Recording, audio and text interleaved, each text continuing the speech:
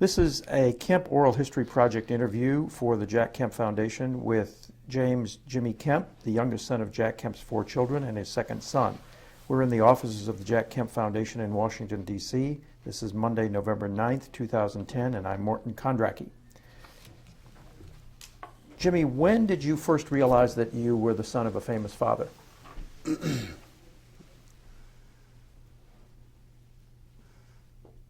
Well, certainly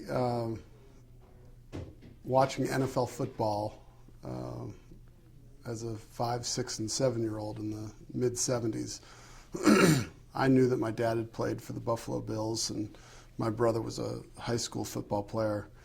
And I watched there were old films around the house, and so him playing for the Buffalo Bills, to me, was the coolest thing. But I thought that, that was gone. And I was 8 years old. I guess I had just turned 9 in 1980, August 1980, and I went to Detroit for the convention. And I was stunned to walk into the convention center hall and see... I'm sorry, which year? 1980, August 1980, and see the convention hall filled with Reagan Kemp signs. And that was the first time that I recognized on a national scale that Dad was very well known and a celebrity. Although, we certainly didn't think of it in those terms then. I think the celebrity culture today is much different. But it was certainly it was a proud moment and stunning to walk in and see our last name throughout the convention hall. Having been up to Buffalo during elections, not terribly often, but doing parades and those types of things, I knew that people in Buffalo loved him, and I knew that he kept on winning elections very easily. Election day was never a nervous time for our family. You said that there were films that got played of him playing for the Buffalo Bills. Under what circumstances would these get played? Oh, they were in our library. I probably don't remember exactly when it was, but was VHS around in the mid-'70s, late '70s. I know there's one specific video that everybody in my family will tell you about. Somebody made a highlight film of Dad's career, and it was among whatever videotapes we had close to our TV. It was the highlights from his football career put to the music of Gladys Knight singing Memories. And it, there are a couple of clips that are just etched in my mind where you see him scrambling out of the pocket, and you hear Gladys Knight's voice in the background singing about memories. And but I'd watch those over and over, and but yeah, they were just I'd put him in. Dad would never put him in. I would put him in. This was hero worship by a little kid? Yeah, I wanted to play football. I'd go out in the backyard. I didn't pretend to be Jack Kemp in the backyard when I was playing football, though. My football heroes were my brother Jeff and Roger Staubach. But I was proud that my dad was an NFL quarterback.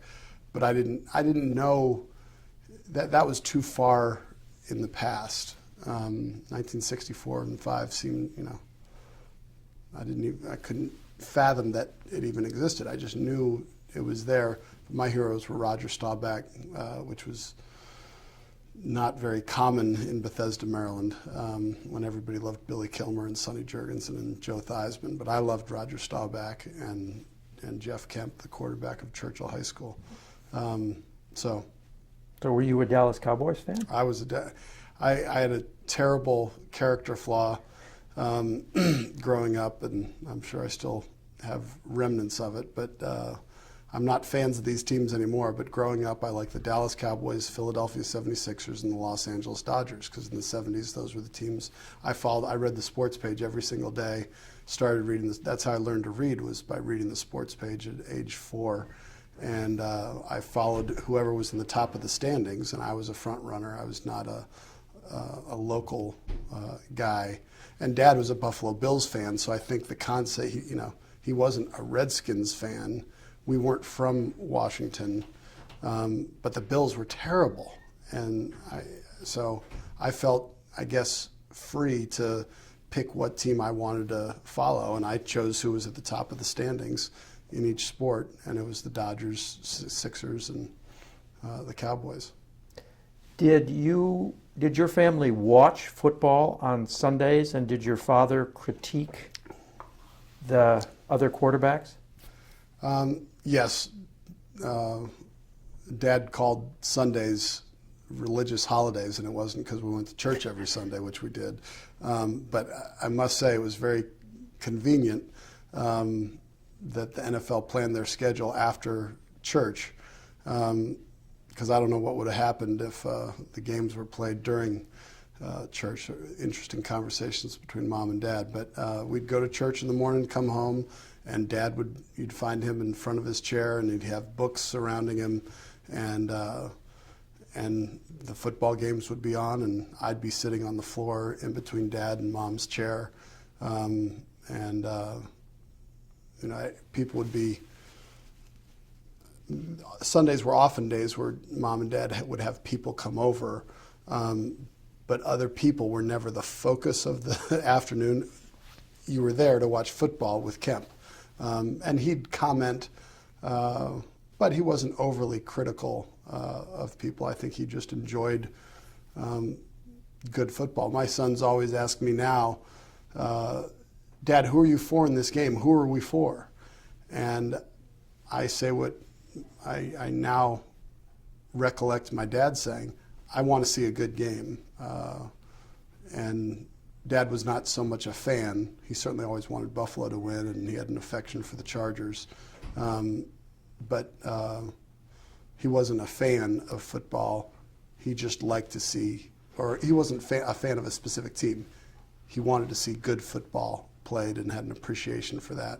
And then at halftime, I'd run out and I'd play my own football game by myself.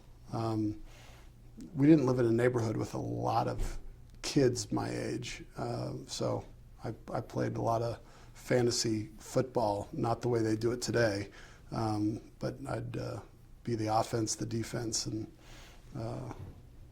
the coach and all those things. So, but yeah, Sundays in the fall were football days. All day long?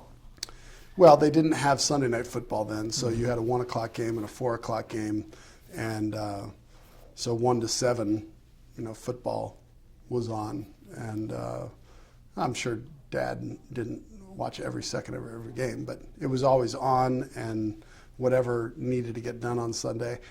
Yeah, the only time I ever remember Dad taking a nap is on Sundays, but I'm pretty confident it was never during the fall. It was during the spring or winter, and occasionally he'd take a nap on Sundays. Did your mother watch too? No, she didn't consciously not watch. It's just that Mom always had things to do, and she was in the kitchen. She was doing things around the house. She was on the phone. She may sit, she liked to watch the last 2 minutes of a football game if it was a good game. If it wasn't a good game, then there was no reason for her to watch. But it wouldn't be uncommon for Mom to be doing yard work on a Sunday afternoon while Dad was inside watching a football game. So Dad did not do yard work, by the way. He never did yard work? No, maybe before I came along. Maybe when they were a young couple, he did some stuff around the house. But by the time I came along and his career was established, and no, he What about housework? No, he didn't do housework. No. Who picked up After him. His, it was always the newspaper was always a battle. He'd have all the news, especially Sundays. So he was horrible. He'd read the newspaper, and without folding it back, well, he'd rip articles out. So he'd rip articles out, columns out, and he would just destroy the newspaper. And but even though he'd rip out what he wanted, he'd lump everything in a pile, and if Mom came to clean it up, he'd say, no, no, no, no, don't touch it. It's by bedtime, I suppose, once he'd go upstairs, Mom would do what she would do with the scraps, and he had two piles, a don't touch pile and the style section or Metro pile. So where did all this stuff that he gathered during the day go? Did he take it to work on Monday, or? He was a bag man. It got worse the older he got. He had bags of stuff, and it would end up behind his desk. I know, in the last decade that I spent working with him, Christy Ferris and then Bona Park, his executive assistants, they would secretly throw newspapers away when he wasn't in the office that had piled up. He'd have, those plastic bags you get in an airport that you buy a paper, they gave you a plastic bag. So he had a ton of those, and they'd be full of papers and ripped up columns, and things would be marked up, and he'd have notes all over them. And so it was he had a real newspaper clutter issue. So was he a cluttery guy? Yes, he was not. He was not you wouldn't look at his desk and say this is an organized, detail-oriented. Was it a mess? Person, yes, it was a mess. How bad a mess? He knew where everything was. He did have some system, but Sharon Zalaska, I'm sure, figured out what the system was. Sharon was his executive assistant in the 70s and 80s and 90s. Christy Ferris figured it out. I'm not sure Bona ever figured it out. But he had a system. His desk was a mess, though. You couldn't see any part of the desk, and unfortunately I inherited that from him, I think. But I try not to be as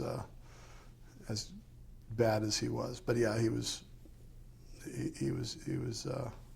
messy. So let's go back. What's it like growing up with a famous father? I don't know. I often get asked the question. I don't know anything different, so I don't know how to compare it. I can imagine differences, but I certainly don't feel similar to, say, a Hollywood actor or actress's child. I feel like I was raised in a very normal way, even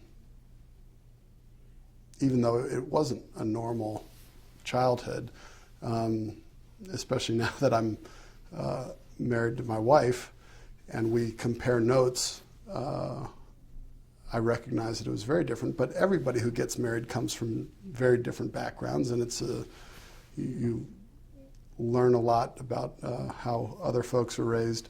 Mom did an incredible job, I think, of providing stability for all of us, and Dad did as well. But that wasn't Dad's department. It was just understood in the family that Mom was the one who made sure that the trains ran on time, and whatever urgent situations would arise, Mom was able to make sure that things ran smoothly, and that whatever our schedules required, she'd get it taken care of, and somebody would be taking care of us.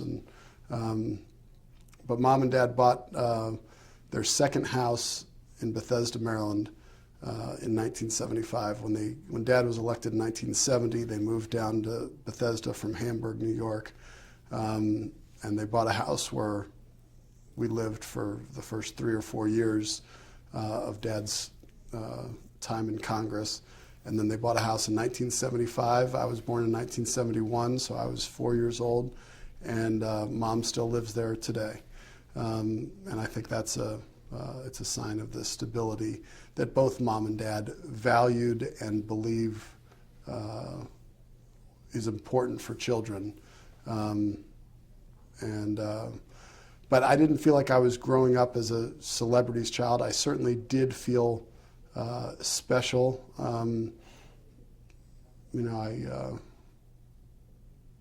I was told the story many times of when I was born. Mom was in Buffalo. Dad, I think, was in Buffalo when I was born, but he quickly had to go back to D.C. And when I was 4 or 5 days old, there was a dinner at the White House, and President Nixon got up to greet or address everybody, and there were a bunch of members of Congress, and I'm sure senators. I think it was Chowder and Was it Marching Chowder and Society. Marching? Oh, so you've heard the story. Yeah, I've heard the story, but go ahead. So President Nixon says something to the effect that he'd like to recognize a future president of the United States of America, and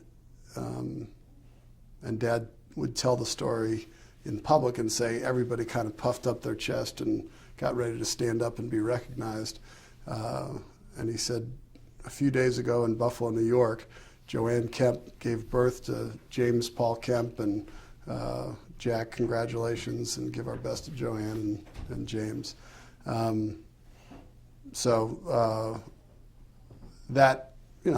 had an impression. It made an impression on me, and I recognized that was uncommon.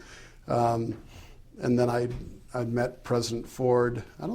I know I've met President Carter. I'm not sure I met him when I was a child, but certainly in 1980 and into the 80s, meeting President Reagan on a number of occasions, and getting to do special things.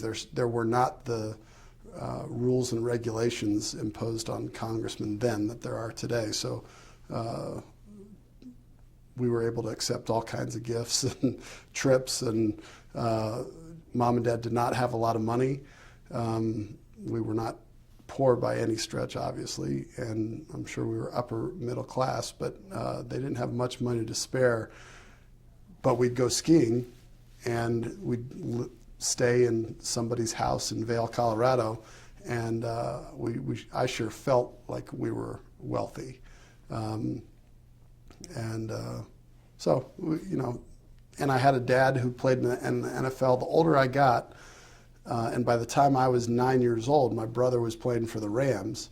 So not only did I have a dad who played successfully, but now I had a brother for my later elementary school and my junior high and high school years. I was growing up as the younger brother of an NFL quarterback, which that really stuck out in my mind more. And then my dad ran for president when I was 16 years old. So those were all very clear signs that we were not an average family. But because I went to public school and stayed in the same school system with the same children throughout, everybody knew me, and I wasn't some new. Was it at all a burden that you had an NFL quarterback for a father and an NFL quarterback for a No, I loved it, and thankfully, I guess thankfully, I mean, at the time it worked out well. I was a very good athlete at a young age, and so there was never a feeling, your dad was an NFL quarterback, your brother's an NFL quarterback, what happened to you? Growing up, that never crossed my mind. I assumed I was going to be an NFL quarterback. And I think everybody else kind of said, wow, this kid's good. He's better than everybody else he's playing with. he probably will be an NFL quarterback.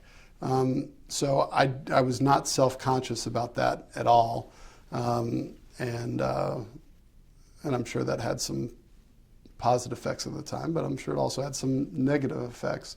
I assumed that it was just going to happen. My dad, my brother, me, but I never felt a burden. I think partially because I was a good athlete, but also because Mom kept things very steady and stable, and I was told that you're only allowed to brag inside our family. You're not allowed to brag outside of our family. You can talk about your exploits at home, but This was your mother's rule? yeah, Dad reinforced it, but Mom, I remember her specifically saying one time when I was talking about how well I did in some game, and my sisters were there, they said, "Mom, he's bragging," and she said, "It's okay, Jimmy. You can talk about how you did here at home, but when you go outside of the house, you're not allowed to talk like that."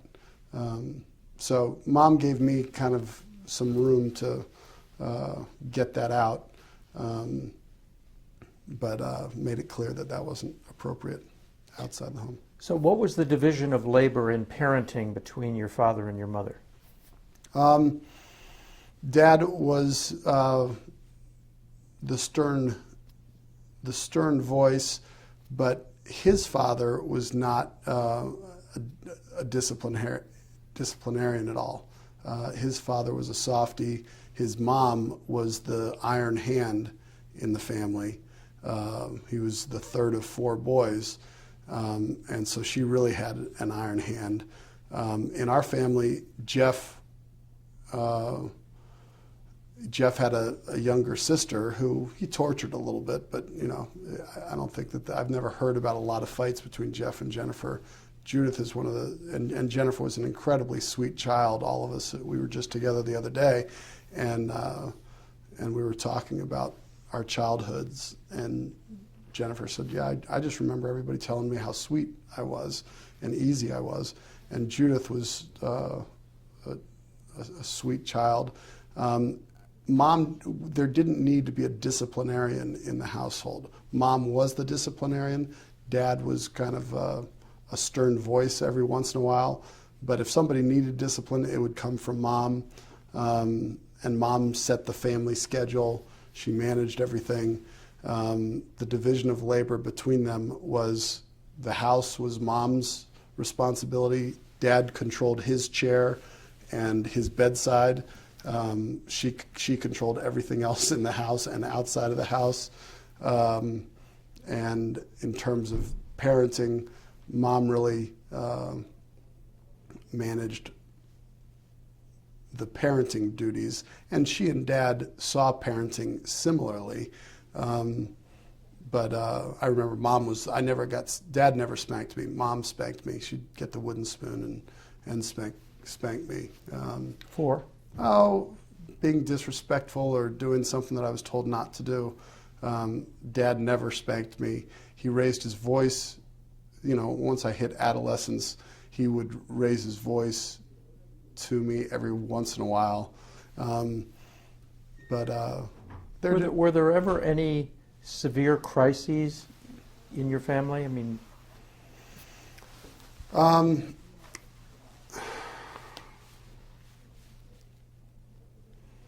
from the perspective of a child messing up, or no, that any kind of crisis that you remember growing up as a kid.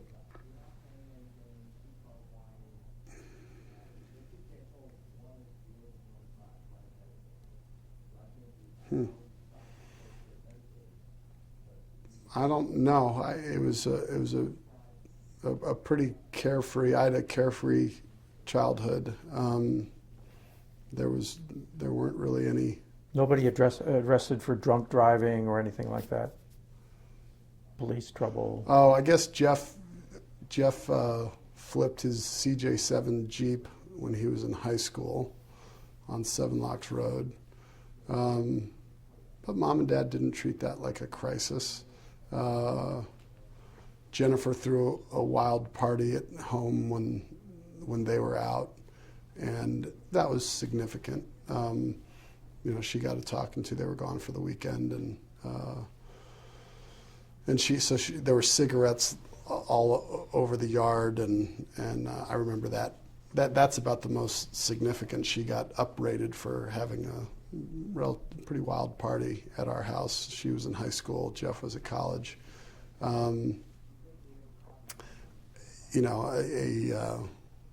Something that was probably more of a crisis than either of those things was when my sister Judith came home from college and had chosen to take a course, and this was her choosing, on French feminism, and she started arguing with Dad about French feminism at the dinner table, and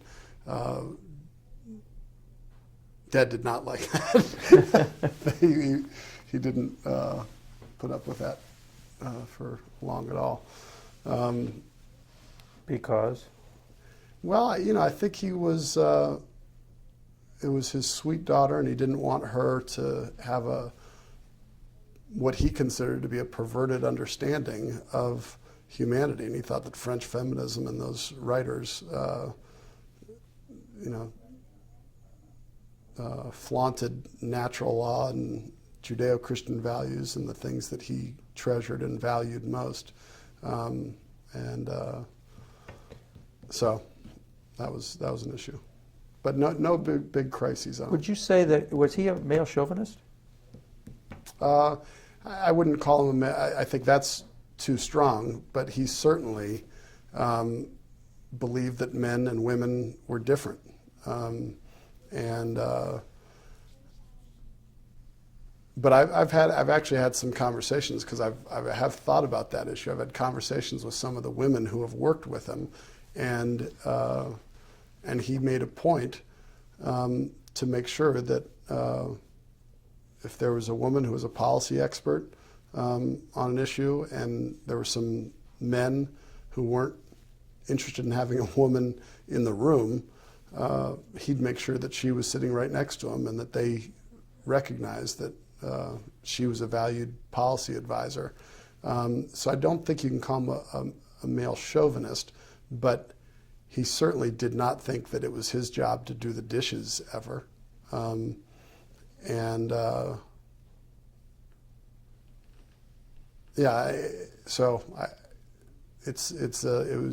He's from a different culture than I'm in now, but I would not call him a male chauvinist.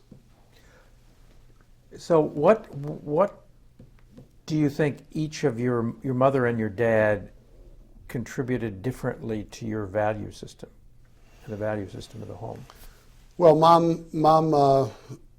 Mom made the choice of where to live. When Dad got elected to Congress, Mom chose the home that they bought based on how close it was to the church that was recommended to her and that she had scouted out, Fourth Presbyterian Church. And so she showed Dad the house, and he said, that's fine. And it was 5 minutes from church. After 4 years, Jeff was in high school, and Dad was not impressed with the football program at the high school where Jeff was attending. And which high school was that? It was Whitman High School. Oh, yeah. And so, I don't know exactly, I don't know all the details because I was so young, but I do know that they started looking for houses in the school district of Churchill, which had a great coach and a strong football program. And it was, still in Bethesda and close to church. So there's no doubt that from a religious upbringing perspective, Mom, she was the standard bearer. She made sure that we went to church as a family, and she also made sure that, and Dad shared this, and it was very evident, but church was important and the dinner table was important. We had dinner every night at about 8 o'clock, 8:15, and I'd go to bed right after dinner when I was little. But Dad got home by 8 o'clock, 8:15 every night, unless there were votes that were real late. But that was the schedule, and so Mom set the kind of the priorities for the family, and gave us the structure that Dad agreed with, but he fit in too as well, and it was built around his schedule certainly. But we were going to go to church on Sunday mornings to Fourth Presbyterian. We were going to have dinner every night, and so Mom, she was the glue for the family. She was going to cook dinner, have it ready. We were going to eat together, and we were going to go to church together. And then she was going to drive the kids around to where we needed to go in her station wagon, and then she had her own priorities, and her own priorities were religious. His career was in politics. Mom's career was in parenting, homemaking, and then her extracurricular activities were based in Christian fellowship. She had Friday class every Friday, and that we knew that was a priority for her. And she went to community Bible study every Tuesday, so it was very clear where Mom's value system came from. Came from Christianity. She had a deep faith, and that was her driving force. And the love, it was never a judgmental perspective from which she came. She was coming from a position of love, and there was forgiveness, there was judgment and structure, but there was always forgiveness and love and an understanding that if you were sorry for what you did, you know that was the right thing to do, and you were always welcomed with open arms. And so that was so Mom's contributions were really on the religious side and the emotional side, and Dad's contribution he was committed to his family. He was going to be home every night for dinner. He believed that he should be home, and he had a very busy schedule, and he traveled an awful lot. But if he was in Washington, D.C., and if he could turn some travel down, he would. But we knew what his priorities were. His priorities were to help save the country. That really was his lodestar, and he was very grateful that Mom handled the family side of things so well, and he wanted to be a mainstay, and he was, but he wasn't kind of an active.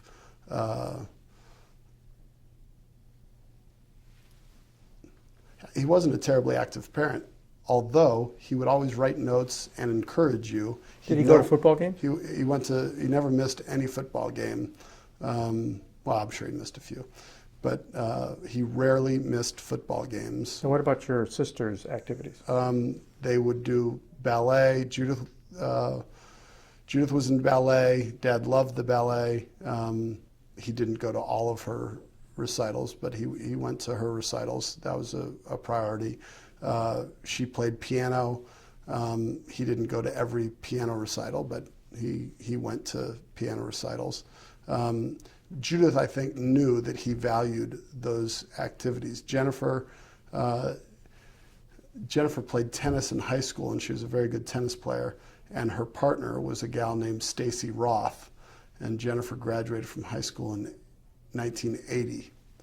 So in 1978 and 79, her doubles partner, Stacy Roth, Kemp Roth, right when the Kemp Roth bill had been introduced. So Dad got a kick out of that, and he made some tennis matches of hers. He probably had to work pretty hard to get there because they're afternoon tennis matches, but football lent itself to him attending all of our games, or most of our games. Saturdays. Didn't he have to go to Buffalo and campaign, or on weekends and stuff like that? You would think so, but I don't feel like he went. I don't remember him being up there that often. And by the time I was probably 6 years old, he'd been in office for 3 terms, and I think he was winning his elections by 70+%. And somehow he'd earned the trust and respect of folks in Buffalo, and they elected him without him having to go back there all the time. And I've never looked at his calendar and seen how often he did or didn't, but it sure didn't feel like he spent a lot of time in Buffalo. I do know that he was asked a question that he considered a gotcha question, but who wouldn't ask this question? Congressman Kemp, what's your address in Buffalo? That's a trick question. No, sir. What's your address? Russ, what's my address? He didn't know his address. They sold their Hamburg house in '74, and he bought a duplex in Buffalo. I don't know if he ever saw it. So that's the way it was. We lived in Bethesda, Maryland, and it was great for our family, a lot of stability, and it was also great for him because Mom would get together with other congressmen and senators' wives and their families, and we got to know each other, and I think that was part of a different dynamic that existed in Washington in the 70s and 80s, and probably before then, than certainly exists now. There were a lot of Democrats around in the. Oh yeah, Henry Nowak, Sam Nunn were among the families who we knew really well. I met Pat Moynihan. I remember being in his house in Georgetown, I think. So, Democrats were not viewed as bad people. In fact, the nuns, certainly the Nowaks and the Kemps had a very warm relationship. We knew their kids well and would do things together. And the nuns, I went to basketball camp with Brian Nunn, Senator Nunn's son, and it was just, you're members of Congress, you're not Republican or a Democrat. What did your dad say about Democrats? They were misguided. They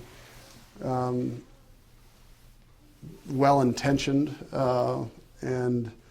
and he agreed with the idea that government has a role. I never heard him say,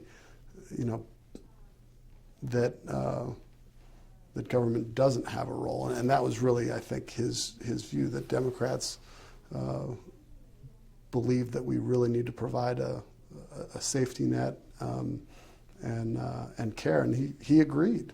He just had a different philosophy on how government could do what it was established to do. He did believe in limited government, but I never heard him speak ill of Democrats unless they attacked his policies, but he would criticize Republicans just as he would, privately, just as he would Democrats if they didn't understand tax rate reductions. He'd get frustrated. He'd probably get more frustrated with Republicans who were so focused on balancing the budget and cutting government and didn't understand the dynamic aspects of a growing economy and the benefits that would accrue to our government and its people. So, but no, growing up, I certainly didn't feel like there was a divide between Republicans and Democrats, and you couldn't. So if the lodestar of your mother was Christian faith, what would you say the lodestar for your father was? I think Dad had a deep patriotic spirit and abiding optimistic view of the future. He believed that we could improve our stake in this world, and that's what he fought for every day. He wanted people to understand and have that. Norman Vincent Peale had a real strong impact on Dad. The power of positive thinking, I think, was a big part of what drove Dad, and he wanted people to see what they and others could be. And I think he looked at his own life, and very early on, you would not have pegged him to be a future NFL quarterback. His older brother, Tom Kemp, was the star athlete, and he was a freckly-faced, undersized kid who just loved sports. But he somehow quickly learned that through determination and hard work, and he lifted a lot of weights in college. He discovered weightlifting, and I think that really informed what became his lodestar: improvement, and growth, positivity, and having the mental state. If you say you can't do something, then you won't do it. So he became an encourager, not only inside the family, which he certainly was. He'd leave JFK grams on our pillows that were encouraging notes, but he believed the same thing for the country. He believed that America was an exceptional place, and that we had a lot of potential and a lot of responsibility. He wanted everybody to understand that and believe, and I think that's why he and President Reagan were so well matched. But it was a powerful belief in the human spirit and what the human spirit could overcome. Where did that come from? Well, it certainly came from his family. I don't claim to understand the religion his family he grew up in his family, Christian Science.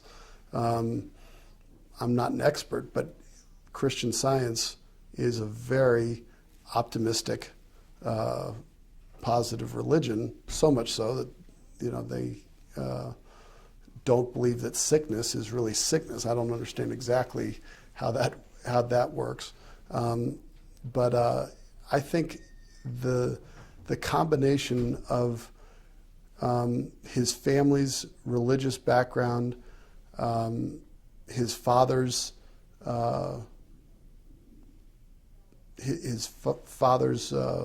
company, the California Delivery Service, growing and putting his dad and his mom putting 4 boys through college successfully,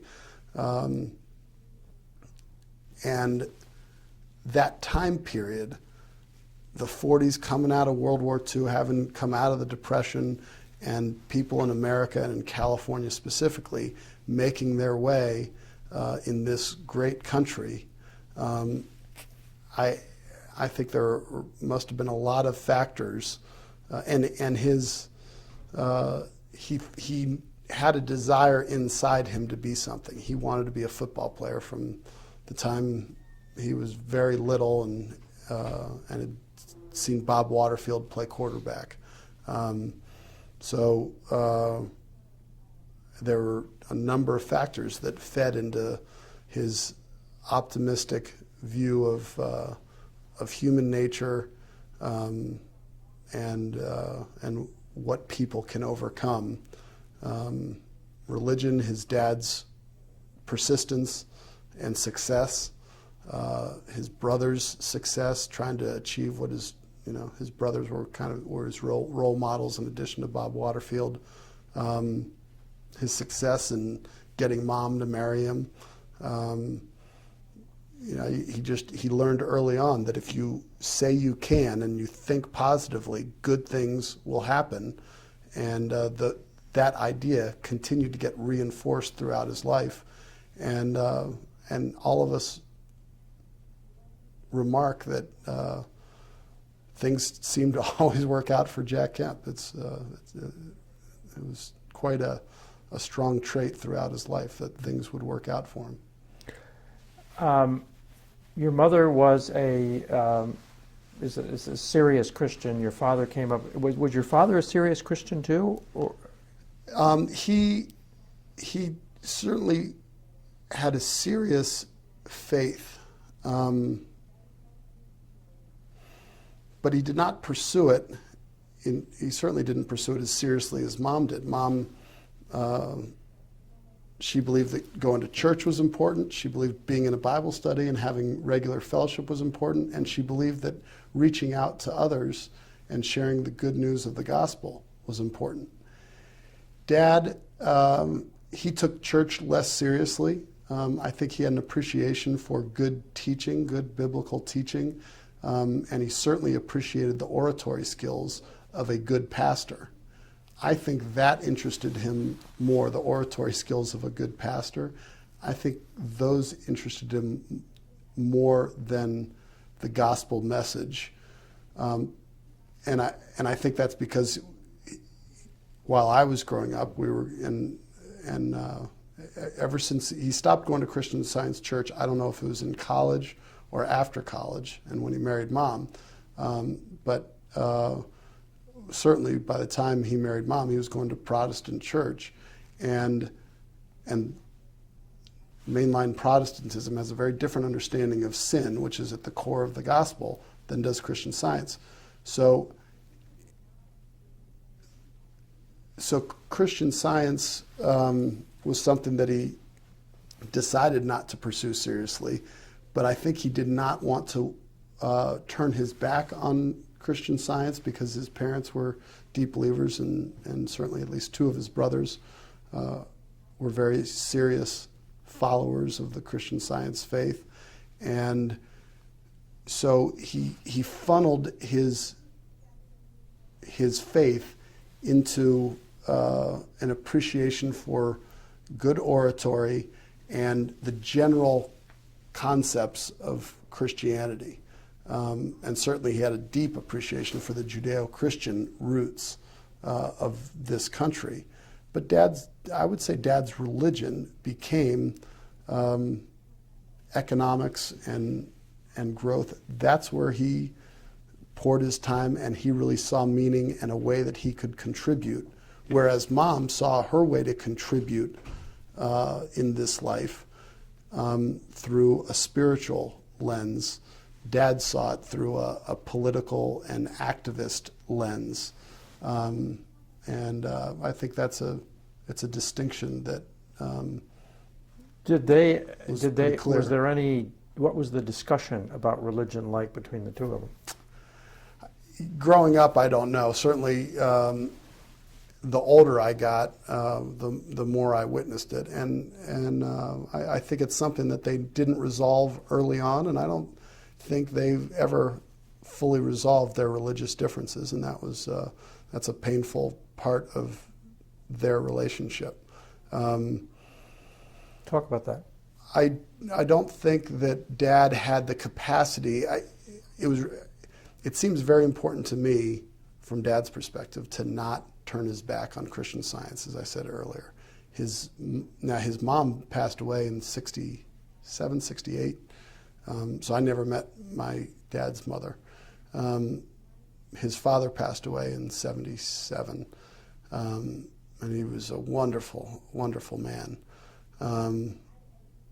Dad had deep respect for his parents, and turning away from Christian Science, clearly he did, but he didn't want to throw it in his parents' face. And I think he felt if he fully embraced going to Presbyterian church, I think he must have sensed that would have sent a hurtful message to his family, and he did not want to do that. And it'd be interesting to see what, in those congressional books. In his first year, he always had to affiliate with a religion, right? So I don't know if he affiliated with Christian Science or if he affiliated with the Presbyterian Church. I don't know what he would put down. But I do know that he was sensitive about the Christian Science religion, not only personally in offending his family, but also in the public, because Christian Science was not viewed as really a mainline, reasonable faith. Did he ever talk about it in public? I'm sure during the '88 election, I recall him having to address it. And any effort to address his Christian Science background, it was minimized. He would minimize the impact of Christian Science, and he would say, I've gone to Protestant church for 20 years, or 30 years, however long, and he did. So Christian Science was, he didn't talk about it very much, and I think Mom tried to talk to him about it. I mean, she wanted to dig into it, and Dad didn't want to dig into it, either in public or in private. So Dad didn't talk about it within the family, and Mom and Dad agreed that all of us children should be raised in the Presbyterian Church where we were, and all of us children are believing Protestant Christians, and none of us have any experience with Christian Science. And so I think that's something that I don't know if Dad would ever have said that he regretted it, because I don't think the one anomaly here is that in I want to say from 84, 85 to 86, 87, I could have those years, somewhere in the mid-'80s, Dad started going to Christian Science church again. When? He did. In the mid-'80s. And he would stop going to church with us, and he would just go by himself, and that was not discussed in great detail. I'm sure. How long did that last? It probably lasted 3 years. But there's a church on Massachusetts Avenue, a Christian Science church on Mass, that he attended regularly. And I never saw Dad read the Bible at home. He would get a Bible every once in a while to add references to speeches, and he loved to tie a fair tax rate back to the Old Testament, and he would ask Mom lots of questions. Anytime he had a Bible question, he'd say, "Hey, Joanne, where does it say such and such?" So she was his concordance, and she inevitably knew right where it was, right where the passage he was looking for was. So I really never saw Dad pick up a Bible. I do remember him asking Mom where this passage was, and he knew Scripture. He had, trust in the Lord with all your heart and lean not on your own understanding. In all your ways acknowledge Him, and He will direct your paths. He had passages that he knew from somewhere, but I never saw my dad read the Bible. I saw Mom read the Bible all the time. In the mid-'80s, every single morning, I'd come down, or I'd come up. I was sleeping in the basement by then. I'd come up for breakfast, and Dad, throughout my life, was, again, in the morning, in his chair reading the morning paper. So I'd go to bed, Dad'd be in his chair reading books, newspaper articles, and I'd come up, and in the morning, he'd be sitting in his chair in his bathrobe with a cup of coffee, and he'd be reading the morning paper. Well, in the mid-'80s, I come up, all of a sudden Dad's not in his bathrobe reading. He's dressed, and he's in the living room. Nobody ever spent any time in our living room except for Mom's Friday class ladies. And Dad would be in the living room reading Science and Health. And he did that religiously for 3-4 years in the mid-'80s. And I said, what are you doing? And he didn't want to talk about it. And I remember asking him what he did on Sunday mornings, and he said, I'm going to church. But he didn't want to talk about it. So it was not open for discussion. Did you ever have a discussion with him about what this was all about? No. Nope, never talked to him about what this was about. It must have disturbed your mother. I think it was very hard for Mom. Mom, I'm sure, had hopes of Dad sharing and being a real partner in faith with her. And I think I've talked with Mom a lot about this, and Mom wishes that when they were dating, they talked more about his faith and her faith. And certainly when they were engaged to be married, she would have liked to have had more counseling and had somebody talk about their faith differences. She didn't know, she's told me she didn't know very much about Christian Science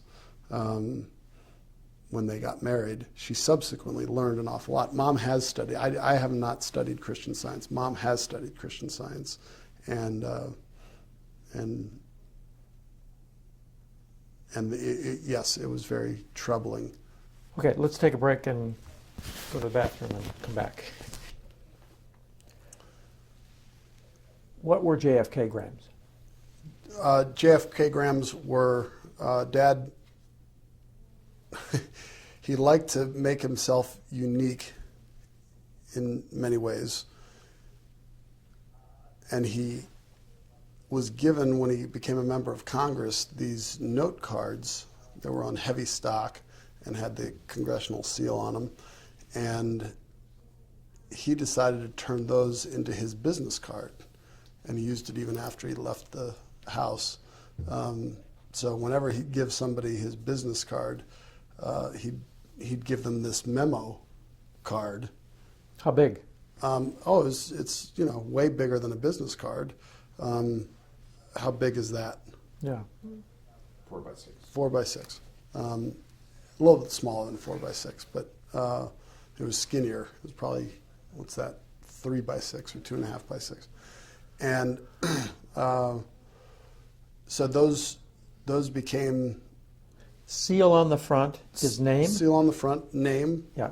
And then he would write on that card stock, he'd write encouraging notes to us the night before a big game, the day after a bad loss, on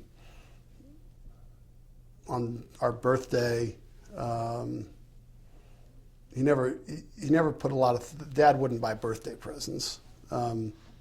He'd authorize Mom, go get Jimmy a Roger Staubach jersey, but Mom knew what to get. He had probably no input on that. But I would get a wonderful handwritten note in his black felt pen, and it was just very, very loving. And Did you save him? I've got a couple, but no, I didn't save them. Either when I was little, I just, I didn't value them. And then by the time I was older, my issues, made me not value them as much. Jeff probably has saved a lot. I wouldn't be surprised if Jeff and Jennifer especially have saved a lot of them. They probably have very different memories of those, but they're well known in our family, and he gave them to all of us. Wonderful, you say. What made them wonderful? They were personal, and they expressed his emotion. He was great at expressing his emotion and love. He was an emotional man, and I saw Dad cry more often than I saw Mom cry. I don't know that I ever saw Mom cry. I can remember. I don't remember specifically why, but I remember a number of occasions seeing Dad not bawling, but misty-eyed, and he was sentimental. He had a lot of sentimentality. Were they eloquent? I don't Or know. just, I don't know that they were eloquent, but they were personal, and it just showed that he knew what was going on in your life, and he wanted to encourage you and inspire you, whether you had done well, done poorly. He was always, it was like his political career actually, but on a personal level, he was focusing on the future. And if you didn't do well, you'll do better next time. Be a leader was his trademark phrase that he would often put on the JFK grams, but he said it a million times as you're walking out the door. Be a leader. What did that mean? Well, be a leader was to recognize that you're different. He loved the meaning of our last name, Kemp. He taught all of us very early. You know what Kemp means? And no, Dad, what's it mean? Champion. A champion athlete. In what? In some language? Yes, in Old English, German, something. Kemp was a champion. And so he wanted us to be leaders, whether Judith was doing ballet or whether we were at school. I recognize that part of what he was saying is if you excel in something, make sure that others don't feel that you're abusing your excellence. To be mean to them, and to be a leader means to make other people better and help them improve. And it was a way that he was great at thinking of others. Dad always made other people feel special, and I think that's what we understood he meant by be a leader. Go make other people feel special, and encourage them. He never talked about servant leadership, but I think of leadership, certainly in part because of Dad, as being a servant, caring for other people. And Dad believed that we should care for other people, and that's I believe that was a big part of his public service. This is so quarterbacky. Yeah. I mean, the quarterback is obviously the leader of the team and is not only trying to score a touchdown, but I guess look out for the team, right? Yes. It was. There was no doubt that Dad believed that quarterback was the best position in all of sports. There was no sport that had a position like quarterback, and he believed that those skills transferred to whatever you were doing. So be a leader. He wasn't. He didn't say be a quarterback out there, but he believed that quarterbacks required unique leadership skills that he wanted all of us to develop, regardless of whether or not we played football. And I believe that Dad took great pleasure in Jeff and I playing football. I know he did, but I genuinely believe that he wouldn't have cared if we had not played football. Really? I mean, he wouldn't have. If I decided to become a soccer player, he wouldn't have been interested in soccer, and he wouldn't have subverted his love for football to, support me as much as he did in football if I were playing soccer. But he wouldn't have, disowned. He wouldn't have treated me. But your sisters worse. weren't quarterbacks, so he and encouraged them too, right? Oh yeah, he encouraged them, but they felt slighted. To a degree, but they also both felt deeply loved by him. And but Dad, something I appreciate about Dad is that he recognized distinction in people. He believed in equality of opportunity for our country and for humanity, but he didn't believe that everybody had to have the same result. And that's it's common sense, and he treated my sisters differently than he treated us. He treated Jeff differently than he treated me. Circumstances change, times are unique, and so I think he would have, used common sense if we hadn't played football and realized, hey, it's just a sport. There are other great ways to contribute to society. and he would have continued to encourage us to be leaders. Right. Let me go to politics. 1980, you go to the convention. There are signs that say Reagan Kemp. Was there ever any real movement, or did he have any ambition to actually be Ronald Reagan's running mate? He certainly had ambition. He was thrilled that President Reagan had signed on to his economic proposals, and I have to believe, I don't have any basis to affirmatively say this, but I have to believe that when he walked in there, he thought, "Wow, this can happen.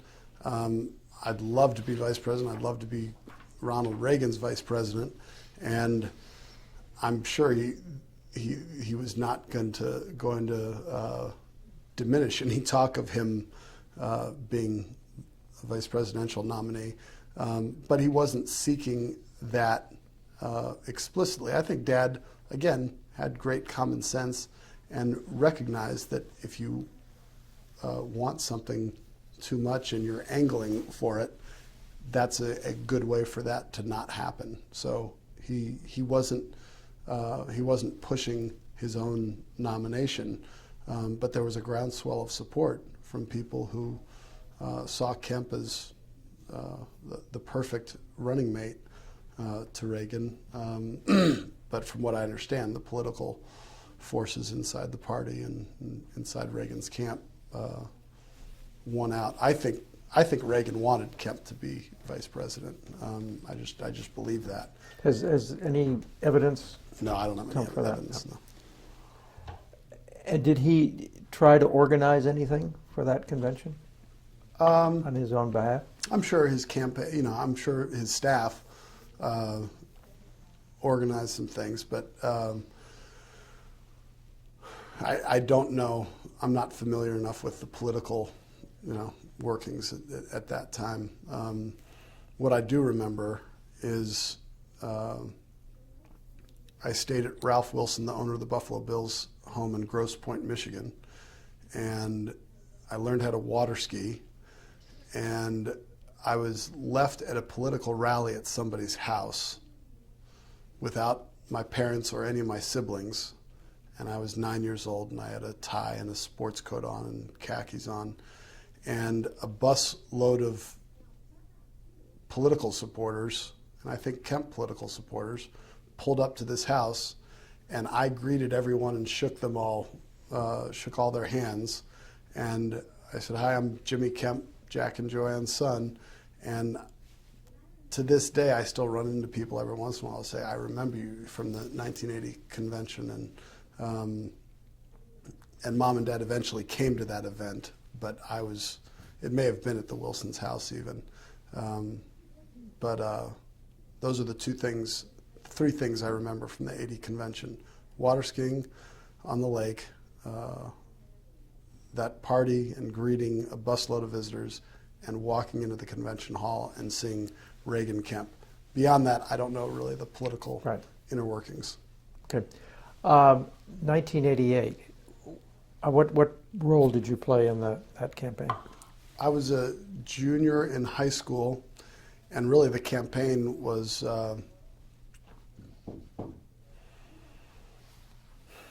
when would the primary campaign have been?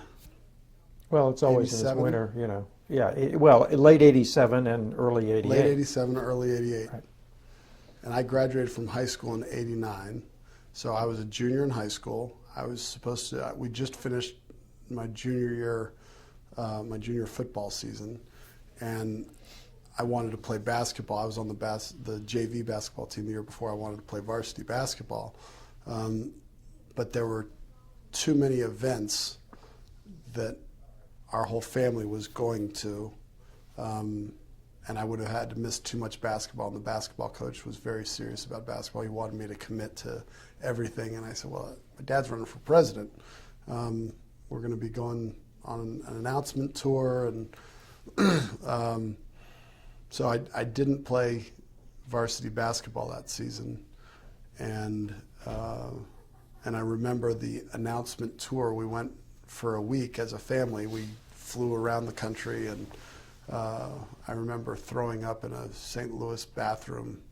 I got really sick on stage. All the lights were on us, and I leaned over to my sister Judith. I said, "I think I'm going to get sick," and I got the most sick I've ever been in a bathroom of some hotel in St. Louis, Missouri. And I had to get all new clothes. It was terrible. But I remember the announcement tour not being particularly fun. Frankly, I wasn't accustomed to campaigning. I didn't campaign. I didn't have to go to Buffalo and campaign. I went to the fun events where, Dad was already a congressman, and so campaigning was not something that I particularly enjoyed in that announcement tour. Beside having a plane just for the Kemp family and media and staff, which was pretty cool, and I was hanging out with all, older people. That was fun, but going to the campaign stops and having to stand up on stage and getting sick obviously was a bad memory. It was an exciting time, but I was kind of over it by then as well. I think I wasn't as filled with awe as I was in '80 when I walked into the convention hall, and I knew that the Dad being nominated to be the Republican nominee was a long shot.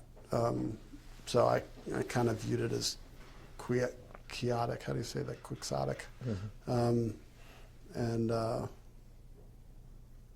And then my grandma my mom's mom flew from California, and she stayed with me while Mom and Dad were traveling. After that week, and they were doing all the campaigning, I was in school, and my grandma stayed with me, and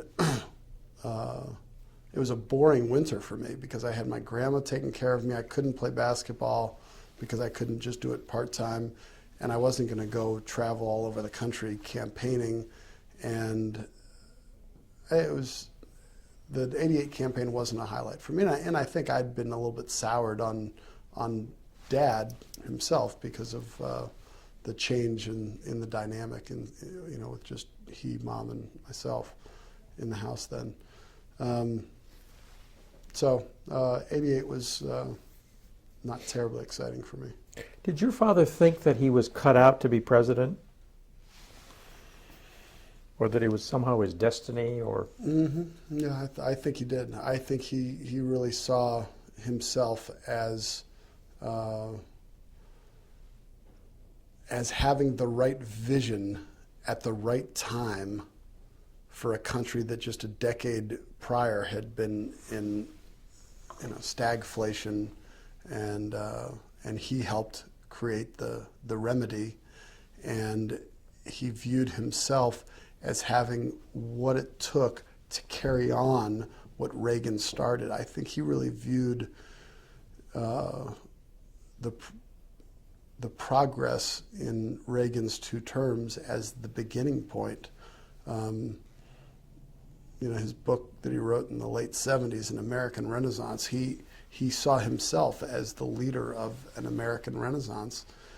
And I really don't think it was because he was full of himself. I think he had a great respect for the issues that he tapped into, and he believed it was the right formula, and he didn't think it was a formula that he came up with. He had a great respect for the history of classical economics and the history of our nation and our political system, and he deeply believed that at that moment in history, it was the most exciting time to be alive, and the future was calling, and there was so much possibility.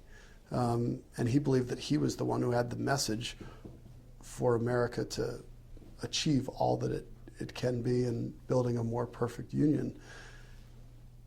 So yes, I think he deeply believed that he had what it took.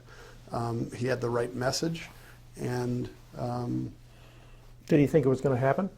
I think he thought it would happen. I think he thought the force of his personality and his ability to engage people, and I think he thought it would happen because he ran a general election campaign in the primary. He talked about the things that he always talked about. He didn't pander to conservatives or to the party base. I think he thought that people would see the force of his ideas, and they would see that George Bush tacked to the right for the primary. And I mean, this is all in retrospect. But yeah, we had no sense that Dad was running just to run or prepare for a future run or something like that. He was running in 1988 to carry on what Reagan had started. And I remember believing for a little while until I started seeing the polling. I said, oh my goodness, you're down there with Pete DuPont and Pat Robertson and Al Haig, and Dole and Bush are way ahead of you. And I started asking questions, and clearly that's not what the campaign, nobody wanted to talk about that. Everybody was still positive, and oh yeah, it can happen. And I started to think, oh, it doesn't look like it to me, but what do I know? I'm a high school kid. Who were his key aides in '88? Charlie Black. Charlie Black was he ran the campaign. I think Ed Rollins was very involved. Charlie Black. I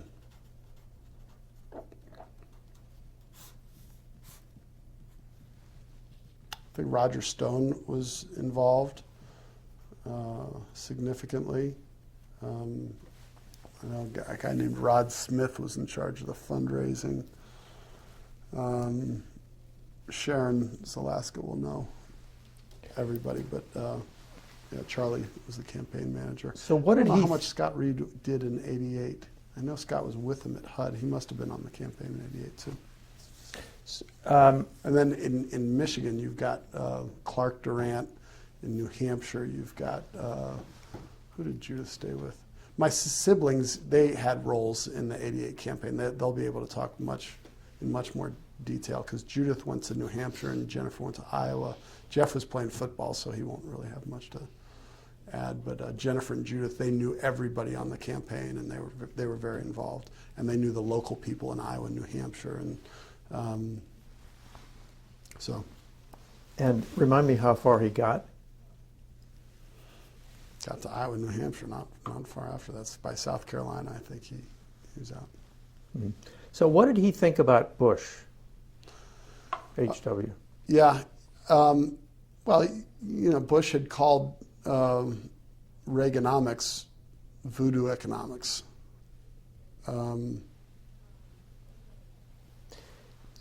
He did that in '88, even though Reaganomics had already... No, he didn't call it that in '88. He called it that before. In '80. In '80, I see. Okay. Right? Yeah. I'm pretty sure that's right. Yeah, it was you're probably undoubtedly right, yeah. That when Bush was running against Reagan. Right. And so Bush, from Dad's perspective, was a mainline Republican, establishment Republican, who Dad didn't believe that was the optimistic vision for America that the country needed, or that the Republican Party should represent. And Dad also honestly felt that the Republican Party walked away from their great history with regard to African Americans. And he believed that the Democrats overcame their horrible history with regard to slavery.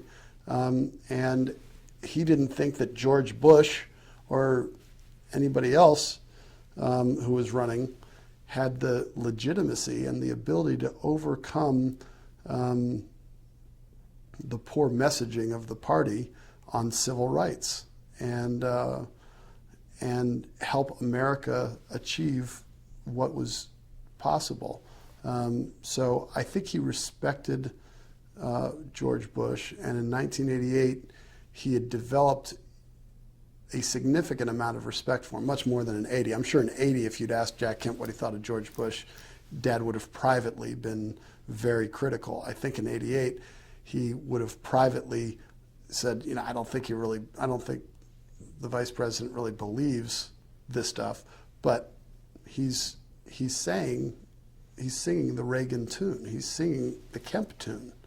And I know that Dad, in advancing the American idea, the book of speeches that he has, that he does a post-mortem of the '88 election, and he credits Bush with being loyal to Reagan during Iran-Contra, and the line of HWs that Dad remembers is, in our family, loyalty is a character strength, or is not a character weakness or something like that. So Bush established that he was loyal to Reagan. Everybody still loved Reagan in the Republican Party. And then the second thing is that on every conservative issue of the day, Bush adopted Kemp's issues. And so it was hard for Dad to separate himself, except on the issue of, racial equality and opportunity, and that was the general election issue that he was using in the primary election. Which is not big in the Republican Party. No. So there wasn't enough to separate him from the vice president. But I think Dad respected those things. He respected the vice president's loyalty to Reagan, and he respected, his political skill at tacking to the right and seeing, this stuff worked. And while I'm sure the vice president never said, I was wrong, he adopted those policies as his own, and that's what he ran on. And I think Dad was generally pleased that his ideas won the day. I think he was disappointed that because he didn't see the vice president as taking the next steps that were, going to be required. But at least he agreed with what was done. But Dad always had great respect for the vice president's career, his service, and his loyalty. And so when President Bush asked Dad to join the cabinet, while he had to deal with his ego a little bit in order to accept the HUD offer, I think he was happy to be a Bush cabinet member and proud of that. So how did the HUD offer come about? I don't know the details. I was a senior in high school, and I don't remember specifically how it came about. I just know that somehow either the president-elect or somebody in his shop asked if Kemp would be interested in HUD, and I do know that Dad talked to Mom about it, and Dad credits Mom with saying, and I think this is in the autobiography I shared with you, that he credits Mom with saying, if you don't take this, then you are going to be viewed as not really believing in our cities and in fixing what ails our cities. And so this is a great opportunity for you. So he credits her with bringing that perspective and encouraging him, and that helped him get over, I think, the damage that had been done to his ego in losing in the primary. He didn't want to be in Congress anymore, so he wasn't. And I don't know what was going on in the Senate. I guess D'Amato was senator from New York and was probably not up till '92. Maybe he was thinking that he'd lay low and run for Senate I don't know if that was a consideration or not. But well, I've got nothing to do for a few years. I'll do this, and it is a great opportunity. And he quickly shifted his mind towards that optimistic, positive. It wasn't something he sought. No, he did not seek it. Right. He probably sought Secretary of Treasury. I'm sure I wouldn't be surprised if he sent some message, said, hey, I'd love to be Secretary of Treasury. But you don't know that for a fact, or do you? He always talked about it. Did. But I don't know if an emissary was sent or a message was sent that he'd like to be Secretary of Treasury. How did he handle the defeat in '88? He handled it with characteristic grace, and he was certainly not angry. He handled it with humor. Humor was always a big part of his family, and so he handled it with humor, and would make fun of how few votes he earned, and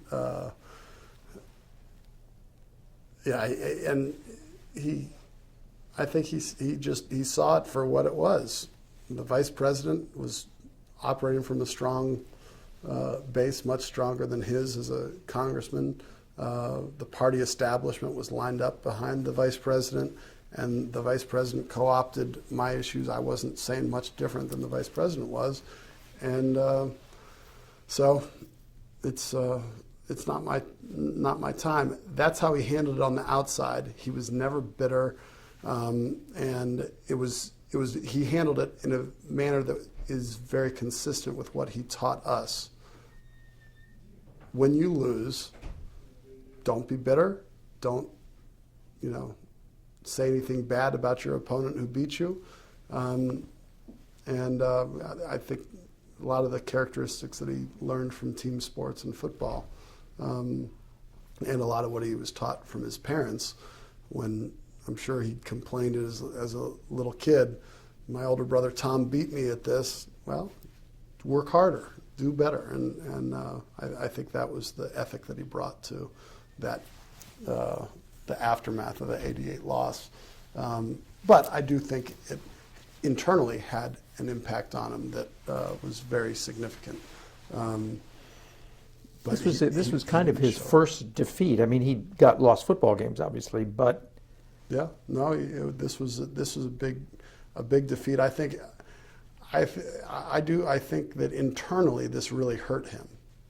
Externally, none of us saw it, and he put up the front that he knew he should. I think internally it was a blow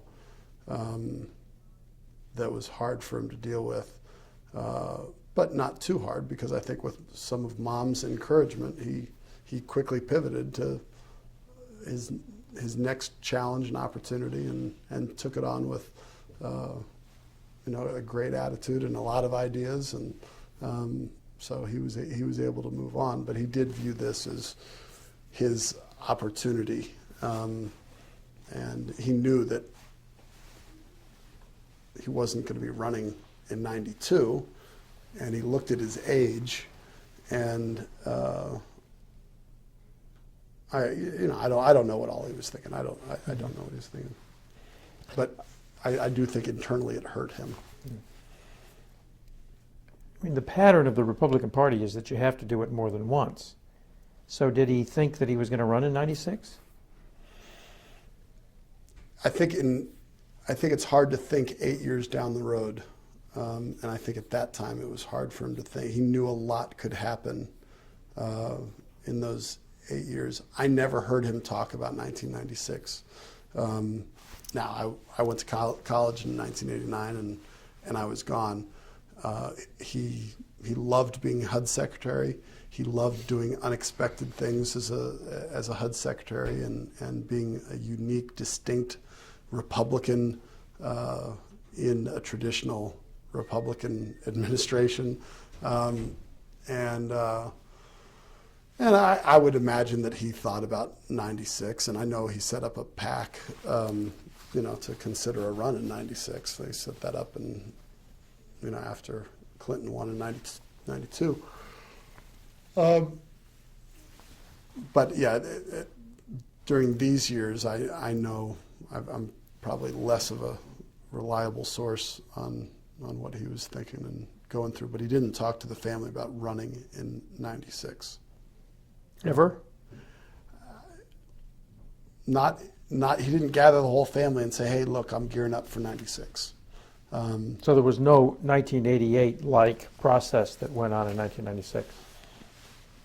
Yeah, 1988, I wouldn't say, I don't remember Well, I mean, a but real he got process. a manager, and he Yeah, well, I mean, he had a pack for '96. But I think it was pressure. I think '88, he really wanted to do it. I think leading up to '96, '93, '94, '95, lots of people were talking, okay, Jack, this is your time. And I don't think he had the fire in his belly. And I think '94 really helped take the fire out of his belly, even though the Republicans were swept back in. I think he felt like, what has the party become? This isn't the party that I helped build. And I think there are lots of interesting, complicated relationships within the Republican Party with Newt Gingrich. What was his relationship with Gingrich like? Well, Gingrich was there He was in the a 70s pal and way 80s. back in the 70s. Yeah, right? they were the Young Turks, and but Newt. This ties back into part of the problem that I had with Dad. Newt Gingrich was a friend. Trent Lott was a friend. Vin Weber was a friend. But all these guys were not friends the way I came to understand what it meant to be a friend. They were political allies and friends and colleagues, and yet they weren't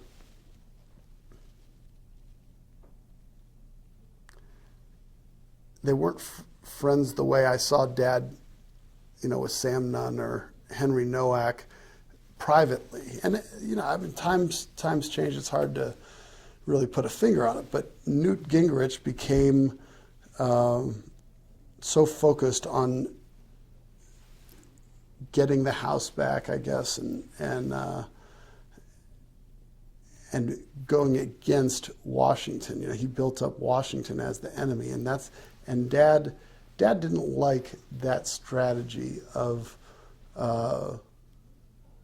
identifying what we are against. Dad wanted to talk about what we're for, and I think he saw the Republican Party moving outside of that framework, and it troubled him. And I know his relationship with Newt changed over those years, and they still were friendly, but I don't know that it was a rivalry. It's just things changed over time, and Dad felt like the Republican Party was moving away. And I do remember him saying that he felt like the Republican Party had moved away from where his vision for the party was. He felt like the party left him. He didn't feel like he left the party, but he felt like the party left him. I think it's actually a little bit of both. I think he did leave the party. His ideas were developing and evolving, and I mean, he certainly wasn't in a position where he would even consider leaving the Republican Party and joining the Democratic Party. But I remember during that time he would talk about the party and be with some disappointment, and he was also very conscious of how much. Well, the '88 campaign had debt. That was another big issue, is that it wasn't well managed financially, and there was debt that he had to raise money to deal with, and so the prospect of raising the amount of money through that PAC to get ready for a run, he was not enthused about doing that, and it was a combination of forces that led him to make a decision not to run in '96. I don't know enough about what he was actually going through. He didn't discuss it with me much at all, and I was gone. I was not in D.C. anymore. Where were you? I graduated from Wake Forest in 1993. Canadian. Yeah. In 1990, fall of '93, I'm a graduate student at Wake Forest, playing my 5th year of football, my final year of eligibility. Spring of '94, I go to London for a semester in London with Wake Forest. and I get a call asking me if I want to go to training camp with the Canadian Football League team in Sacramento. So I go from London to North Carolina, back to Wake, where I train to get ready for football. I go to Sacramento. I spend the year in Sacramento. During my '94 off season, I go down to Atlanta and I try out for the Scotland Claymores of the World Football League. I get cut. I go back to Bethesda, stay there for a month, go to San Antonio, Texas early, and that's May 1994. Is that right? No, May 95, I go to San Antonio. So the Sacramento team moved from Sacramento to San Antonio. So now I'm in San Antonio, Texas for 95. So 94, 95, I'm in London, Sacramento, Atlanta, a little bit of time in Bethesda, San Antonio. What was in San Antonio? The Sacramento Gold Miners CFL football team moved to San Antonio. Oh. The owner of the team moved to San Antonio. We played in the Alamo Dome. We'd been playing in Sacramento State Stadium in Sacramento. And then I stayed in San Antonio that off season. So I didn't come back to DC. So 94, 95, I'm pretty much gone and, on my own and enjoying that and not terribly in touch with Empower America or what Dad's doing. And when did you come back? So San Antonio off season, that's late 95. I'm in San Antonio. All the U.S. teams disband in the Canadian Football League because the Cleveland Browns decide to move to Baltimore to become the Ravens, and the best American CFL franchise is in Baltimore. And there can't be two teams in Baltimore. So the Baltimore CFL team, called the Stallions, disbands. All the U.S. teams disbanded at the same time because financially everybody was struggling. And so all the U.S. players on those teams get put into a draft, and I get drafted by Montreal. And so I went from San Antonio. I probably stopped in Bethesda for a month, worked out some, and then I go to Montreal for 96. And when he gets nominated to be Dole's vice president, I'm outside my teammate's apartment, and he yells out the window, "Hey, Kemp, your dad's on CNN. He's going to be the vice presidential nominee." I said, "No, he's not. Dole doesn't even like him." It's on CNN. I said, they're coming up with a new name. No, they said it's already decided. I said, well, I think my parents would have called me. Would you just get up here and look at the TV? So I went back up to the apartment, and sure enough, the decision had been made, and I'm thinking, man, I must have really made Dad angry. He doesn't even talk to me anymore. But it was done very secretively, and they didn't. I don't know. Well, I just know they didn't call me in Montreal, and tell or consult me, which was fine. So that was a big surprise to me when that happened. But yeah, I was up in Montreal and really felt isolated, which was kind of nice. I mean, did you feel estranged in some way from your father? I think during my 20s, yeah. I mean, I was out of college and I was on my own, and I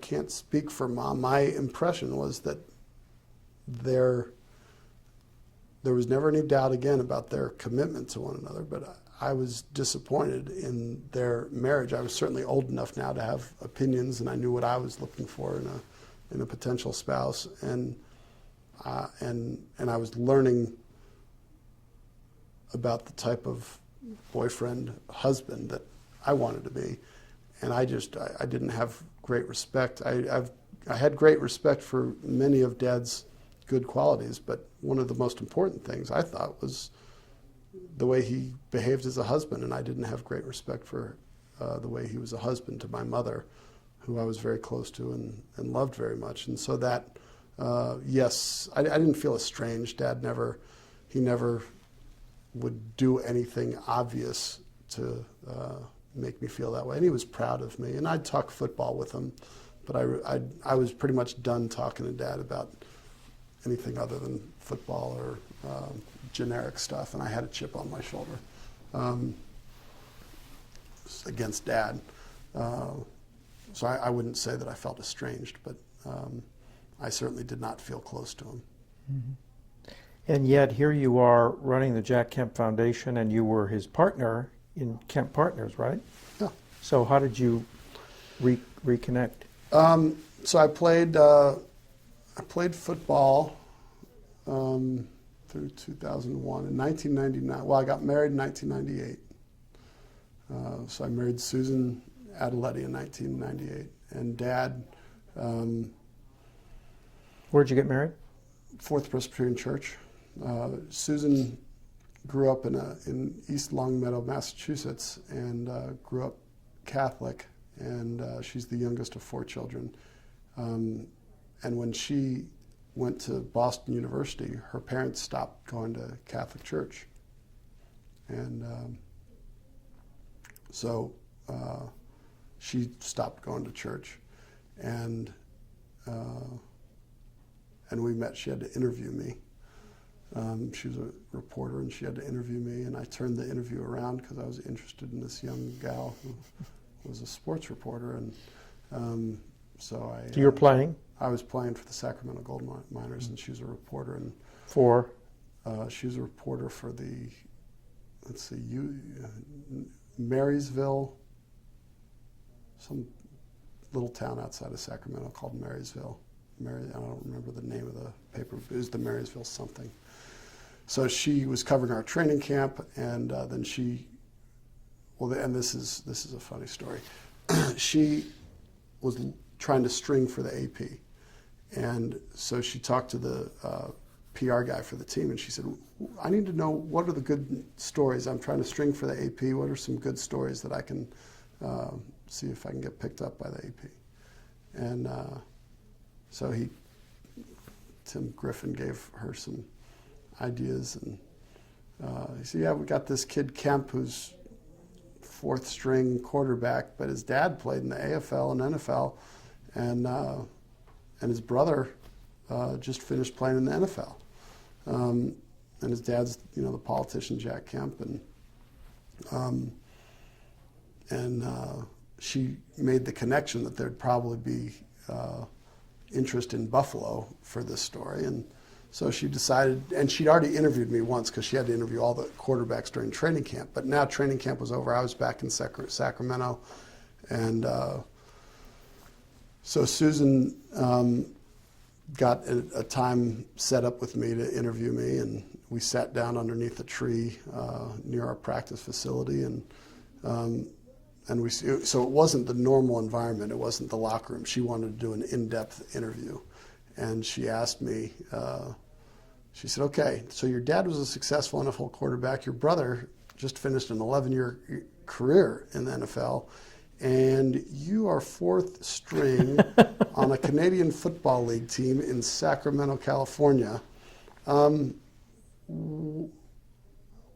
are you doing this?" And my answer was, "Well, I believe that God has a plan for my life, and I believe I'm where I'm supposed to." But before I could finish my answer, she interjected, "You believe in God?" And I said, "You don't believe in God?" And she said, "No, who believes in God?" So she had lost her faith through her years at Boston University, where she says she didn't know anybody who believed in anything, really. And I clearly did have faith, and so at that point I turned the interview around on her, and we had a long conversation, and she ended up writing the story, but it got stolen by an AP writer out of San Francisco who saw the idea, and he stole it and wrote it, and she wrote hers anyway, but it didn't get picked up by anybody. But our relationship was built on our interest in spiritual things.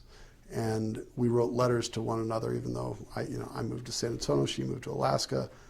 But we fell in love writing letters as she was reading Pascal's Pensies and Mere Christianity and reading the Bible all the way through, trying to determine if she could really believe in God or not and in Christianity.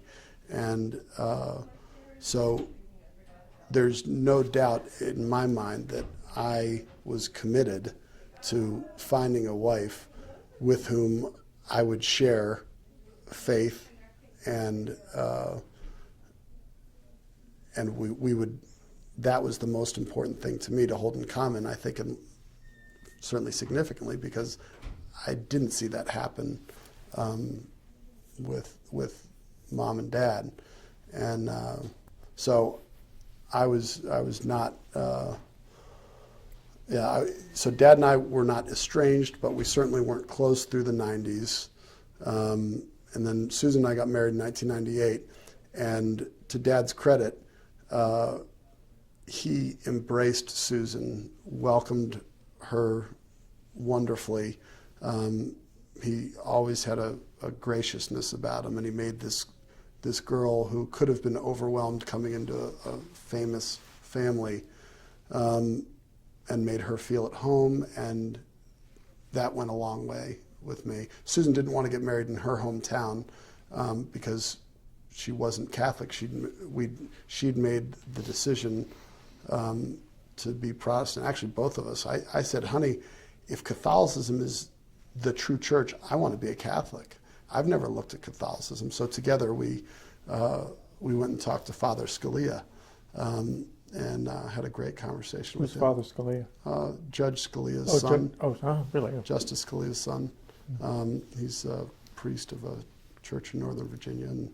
And we went to talk to Rob Norris, the pastor of Fourth Presbyterian, and we took all the questions that we had about Christianity, and we kind of threw them at these spiritual leaders. And Susan and I as well decided that, we were Protestant believers, and she decided she was not a Catholic, and so she didn't want to get married at home, and she said, Fourth Presbyterian is really my church. And by this time she'd left Alaska and moved to Maryland to be close to me, because I was living in Washington, D.C. during my off seasons.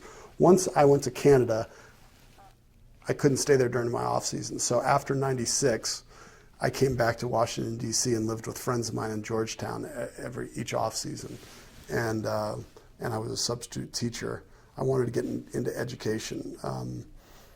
So I thought that being a teacher and being a football coach would be great, a great life. And so I was substitute teaching, living in Georgetown, and Susan left Alaska in '97, and she wanted to come back to the East Coast. And because of me, she moved to Maryland, and so she started going to Fourth Presbyterian Church, and so we decided to get married here in Bethesda. So Dad welcomed her beautifully into the family, and I really appreciated that. And then in '99, December 31st, 1998, Susan had Jonah, our oldest. And so in 1999, I was traded to Toronto, where I played my last 3 seasons. And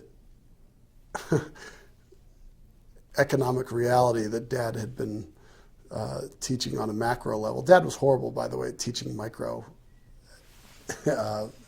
personal economics. He was not good on personal economics. He wasn't good at managing money, and he didn't pass any of those skills on to me. And I wasn't profligate. I never spent a lot of money. I didn't need very much, but I wasn't making very much. And now I was married and had a kid, and life was hitting me in the face. And Dad said, "What are you going to do?" And I said, "Well, I don't know. I need to find something other than substitute teaching and making $100 a day when I do that." And he said, "Well, come work for me. I've got all these boards I'm on, and you can still work out during the off season." Because I was still trying to, at that point in 1999, I'd established myself as a competent CFL quarterback. I wanted to be an NFL quarterback. I was angry that I wasn't angry. I was disappointed that I didn't become what I assumed I'd always become. That idea changed in college some because I didn't start for 4 years and only started 8 out of the 11 games my last year. But I was disappointed that I hadn't become an NFL quarterback. So in 1999, I'd established myself as a solid CFL quarterback, but nobody said, "Kemp, you're our guy." And so I'm in Toronto competing with Jay Barker, who won the national championship at University of Alabama for the starting job. And I beat him out, then he beat me out. I'd play a bad game. Our coach played yo-yo quarterbacks. And so during the off season, Susan and I came back to Washington, D.C., and we were renting a little carriage house.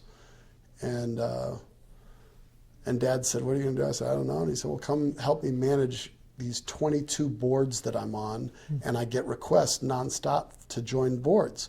And it's great. I'm having a ball and learning a lot. But it's a lot to manage, and I can pay you something, and you can still work out. And I still wanted to make the NFL and thought that I could. I guess how old was I? I was 27, 28, and thought I still had a chance if I had a couple of good CFL years. A bunch of CFL quarterbacks went to the NFL. You had Doug Flutie, Jeff Garcia, Warren Moon. So I didn't think it was out of the realm of possibility, and. So that was a great deal. I went to Empower America every day, and I'd work with Dad, and I sat right next to Larry Hunter, who was Dad's speechwriter and chief economist at Empower, and I worked closely with J.T. Taylor, who was president of Empower America, and I started to get to know the people in Dad's political orbit at the turn of the century. And I wasn't angry at Dad. I'd been kind of disaffected, and I was hardened, I think, in my relationship with Dad, and I disabused myself of the idea of having a good friendship with him. And that was disappointing. I wanted to have a good friendship with my dad as an adult, but I realized that's not going to happen.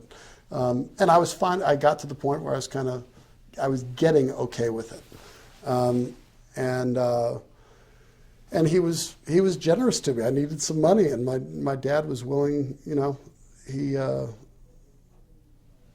was a generous guy, and he didn't need to pay me what he was paying me, but he helped me out, and so I enjoyed that off season working with him, and I went back and played football another year, and he loved coming up and seeing his grandson and seeing me play football, and I had a great year in 2000. And so I was kind of building up my hopes that I'd get a shot with the NFL again. And so the next offseason, I went back, did the same thing, worked out and worked at Empower America for Dad personally, not for Empower. And 2001, I went back, and now we had our second child. Marco was born February 2nd, 2001. So my last season, 2001, we had 2 children. And so Dad was he was generous. It was clear that,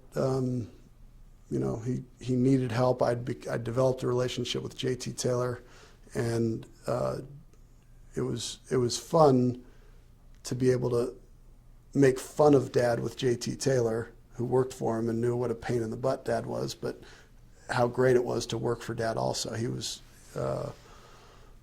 he was dynamic, and you never knew who was going to come in the office, and you had Bill Bennett there, and I loved being around Bill Bennett. and Pete Wayner was there, and it was a fun place to be working. So 2001 off season, I'd now been there for 99, 2000, and this third off season is when the .com crash happened. And Dad was on a lot of .com boards. He was the ultimate entrepreneur. You know, he was the ultimate advocate for entrepreneurial capitalism, and he was having a ball. All these guys were coming up to him with great ideas, and so he'd have me take it to Thayer Capital and Thomas Weisel Partners, and Joe Fogg at Westbury Partners, and all the people who he knew in the financial world. And I'd test these ideas that people would say, hey, can your dad join the board? And I'd learn how they looked at these companies. And then in 2000, when everything went through the floor, and Dad's net worth, you know, and he was very interested in his net worth at this stage. So that was kind of the scorecard. So he was ecstatic. But then in 2001, the floor fell out, and he went, whoa. And JT and I had been talking to Secretary Bill Cohen and his staff, and they set up the Cohen Group, and they said, you guys should really do this for Jack. And JT wanted to get involved in the private sector, and he'd been at the Chamber and the Chief of Staff on the Hill, and he'd worked for Dad at HUD, and now he was running a policy shop, and he wanted to get in the private sector.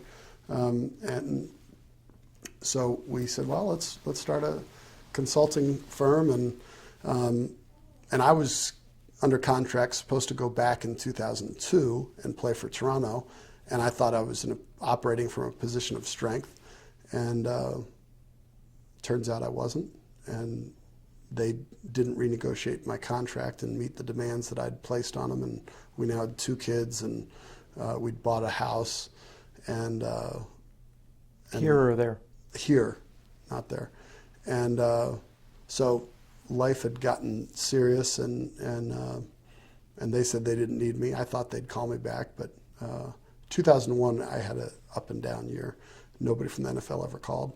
And so I kind of faced the reality. I'm 30 years old, and my wife and I have 2 kids, and I don't want to be schlepping them back and forth. And you know what, Dad, I enjoy working with him, and I'd gotten to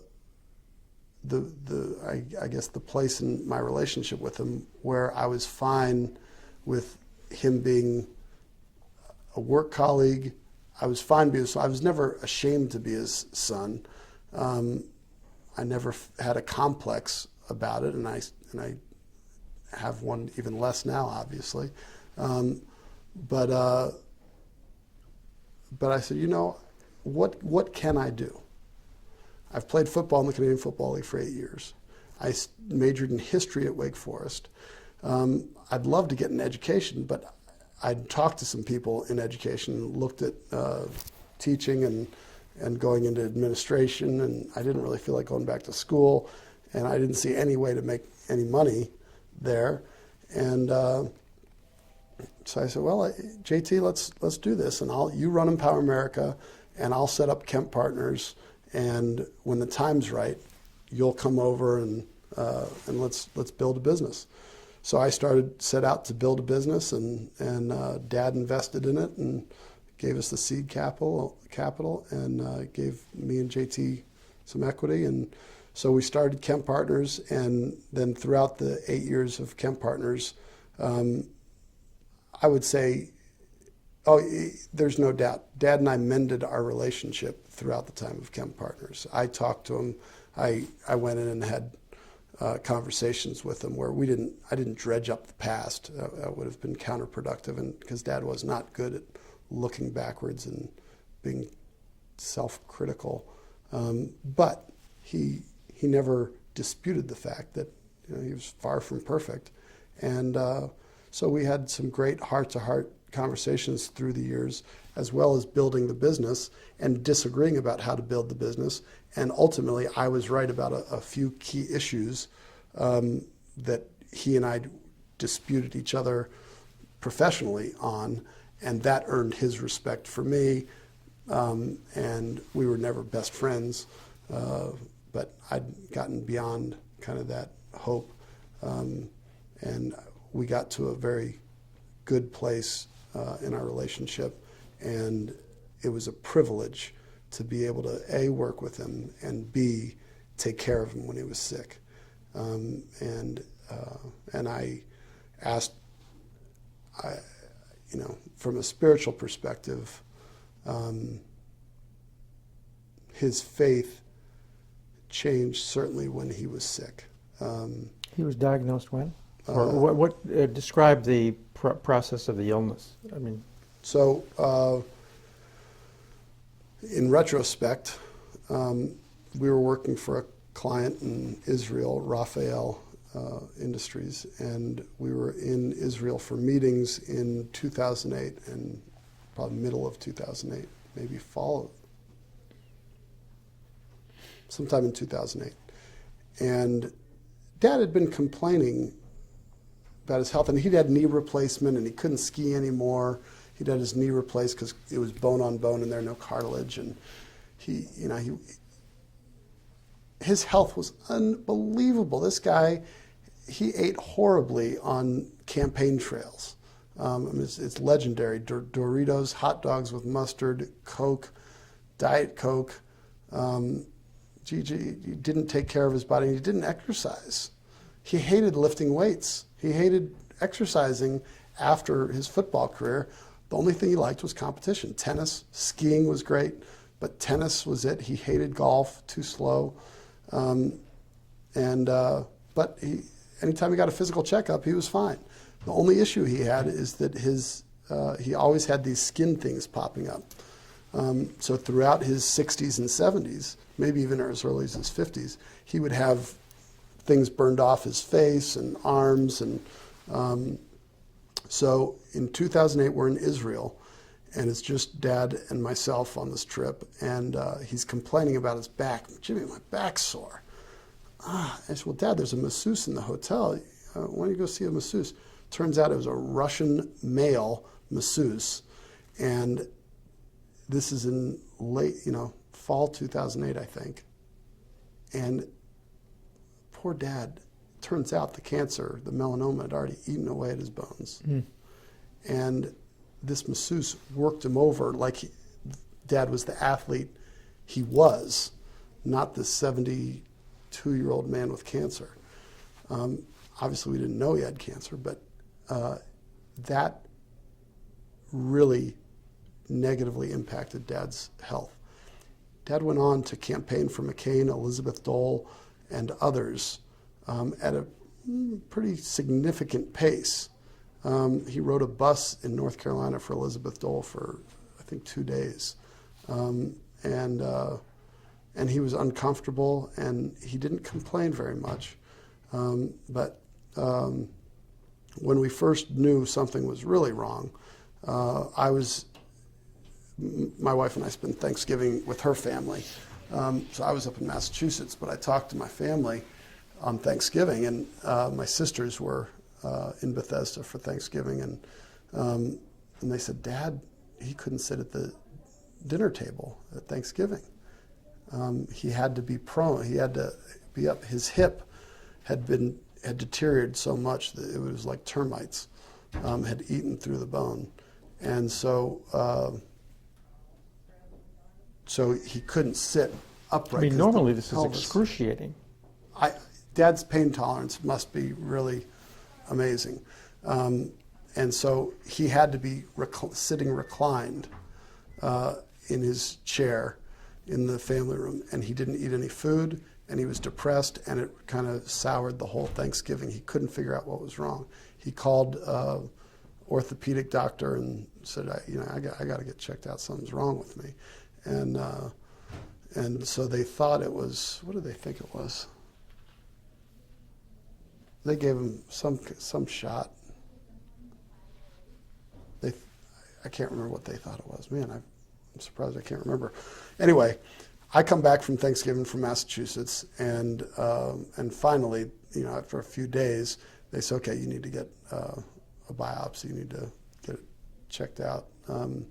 So somehow they made the recommendation to an oncologist, and so it was the first week of December 2008 that he was diagnosed with poorly differentiated cancer of unknown primary. They didn't know it was melanoma, and they never did find a spot on his body, but I don't know that we suspected melanoma right away, but it should have been obvious because he always had these things on his face. So,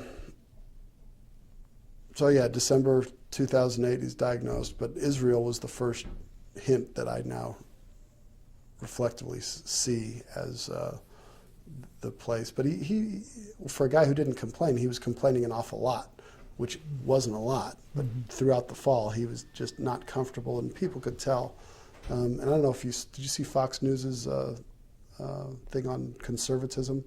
Oh, no. Oh, this is Brett Humes? Brett Humes. Yeah. I'll have to get a transcript. Yeah. Apparently, this is the last long interview that he sat for. And you can look at his face, and I said to my wife, I said, wow, you can just tell. So I don't know what the date is. I'll ask Bono when that was, when he sat for that. But the doctors said that this cancer has been in him for a number of years. They couldn't tell you how many. But so he had this in him for a while. So, but what I was saying is that from a spiritual perspective, Dad, he was changing those last, from 2007 on, he was much more reflective and considerate of Mom, and he was considering his mortality and thinking about spiritual things, and by the time he was sick and dealing with the everyday treatments, the hydration, not like he didn't enjoy being cared for, his faith had deepened, and I don't have any doubt, and this could be wishful thinking, but I don't have any doubt that at the end of his life, he believed that he was a sinner and that the blood of Christ covered his sin, and that he repented, and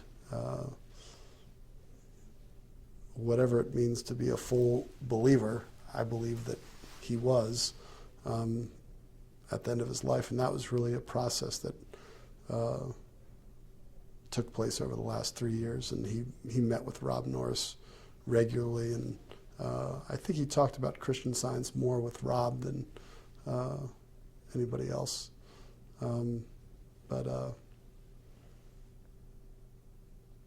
He didn't talk with us about it, but yeah. So it was an incredible privilege to be able that he let me help him when he was sick, and I'm so glad, and I have no doubt that God had me right where I was, working at Kemp Partners, with Dad, and I was uniquely positioned within our family to help Mom and Dad through that period. And now it's a privilege to be able to run the foundation and help preserve the great work that Dad did and take it into the future. Let's stop.